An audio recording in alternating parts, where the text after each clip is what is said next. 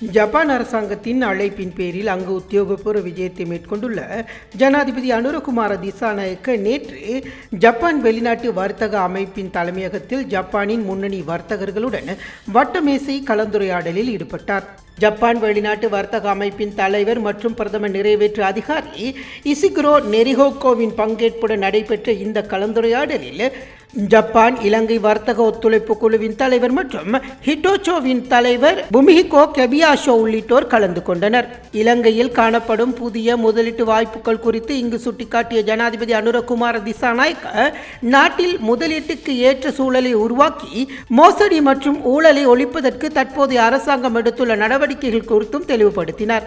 இலங்கையின் முக்கிய பொருளாதார பங்காளியாக இலங்கைக்கும் ஜப்பானுக்கும் இடையிலான வர்த்தக ஒத்துழைப்பை மேம்படுத்துவதன் அவசியத்தையும் அதனூடாக பெறக்கூடிய பரஸ்பர நன்மைகள் குறித்தும் ஜனாதிபதி மேலும் சுட்டிக்காட்டினார்.